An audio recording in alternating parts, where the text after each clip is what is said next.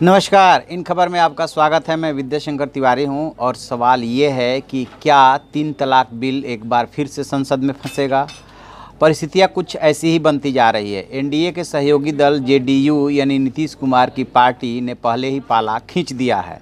जिस तरह से केंद्र सरकार में वो शामिल नहीं हुई, उसके बाद जो है बिहार में जो मंत्रिमंडल का विस्तार हुआ उसमें बीजेपी को शामिल नहीं किया गया और अब 3 तलाक बिल को लेकर के नीतीश सरकार में मंत्री श्याम रजक का बयान आया है कि वो इसका विरोध करेगी।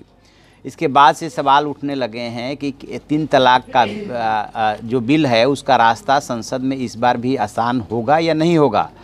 तो सबसे पहले इसके उस प्रोविज़न को समझते हैं कि आखिरकार विरोध किस बात का हो रहा है और क्यों होना चाहिए। क्योंकि सरकार ने जो अब की बार कैबिनेट से जो बिल का प्रपोजल बनाया है उसमें जो विरोध के लेकर के मुद्दे थे उसको काफ़ी कुछ कम कर दिया है। पहले क्या था कि 3 तलाक को अपराध बनाया गया था। दूसरा था कि कोई भी इसको लेकर के रिपोर्ट दर्ज करा सकता था। तीसरा था कि ये गैर जमानती अपराध था और अब चौथा था कि तलाक देने के बाद उस व्यक्ति को तो जेल हो जाता था, लिहाजा पत्नी और बच्चे का भरण पोषण कौन करेगा। ये 4 इशू थे जिस पे कि विपक्ष विरोध कर रहा था। अब जो नया प्रपोजल तैयार हुआ, जो बिल का ड्राफ्ट तैयार हुआ है, उसमें है कि अब सिर्फ महिला के खून का रिश्तेदार ही एफआईआर करा सकेगा। तलाक देने वाले को पुलिस जमानत दे सकेगी, पहले ये प्रोविज़न नहीं था। और जो तलाक दी गई महिला है उसके बच्चे का भरण पोषण मिलेगा। अब मामला सिर्फ एक ऐसा इशू रह गया है जिसमें कि विपक्ष को आपत्ति हो सकती है, वो है कि 3 तलाक को अपराध बनाना, यानी कि जो सिविल मामला है इसमें अपराध बनाया गया। इसको लेकर के कांग्रेस को अभी भी ऑब्जेक्शन है, जेडीयू को भी ऑब्जेक्शन है। तो बीजेपी को या एनडीए को ऐसा लग रहा था कि अधिकांश जो इनकी आशंकाएं हैं उसका निवारण कर दिया गया है, लिहाजा अब इसके रास्ते में कोई रोड़ा नहीं बनेगा।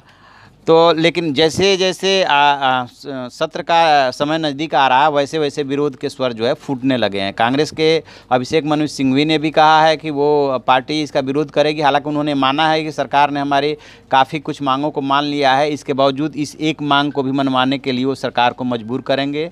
और दूसरी तरफ श्याम रजक का भी बयान आया है कि पहले से ही उनका स्टैंड रहा है। आपको बता दें कि जेडीयू ने पहले भी राज्यसभा में इसका विरोध किया था और इसके पक्ष में मतदान नहीं किया था। लिहाजा श्याम रजक का ये कहना है कि हम इसमें कोई नया काम नहीं करने जा रहे हैं, पहले भी हमने इसका विरोध किया था।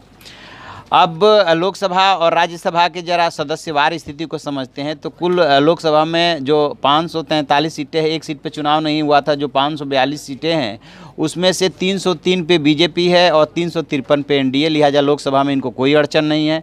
राज्यसभा की कुछ स्थिति ऐसी है कि इस समय वहाँ पे कुल 245 सांसद हैं, जिसमें से कि 73 बीजेपी के हैं और जेडीयू, श्रोमणी अकाली दल, शिवसेना, आरपीआई, अन्ना द्रमुक और नामांकित सबको जोड़ दिया जाए तो इनको 102 की संख्या बैठती है।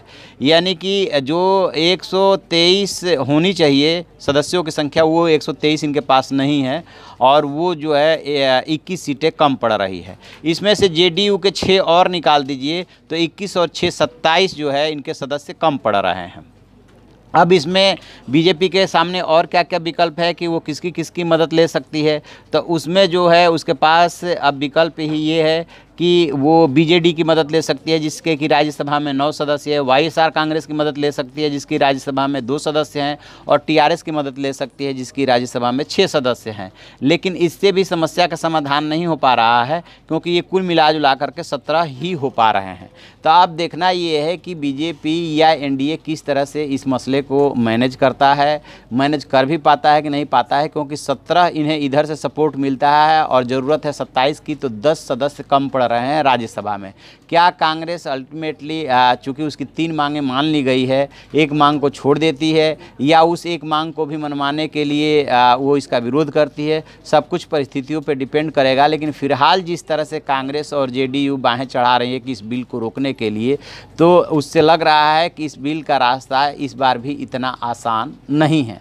देखते हैं आगे क्या होता है। जो भी इसमें आगे पता चलेगा, अपडेट मिलेगा, वो हम ज़रूर आपको अपडेट कराएंगे। आप देखते रहिए हमारा डिजिटल चैनल इन खबर।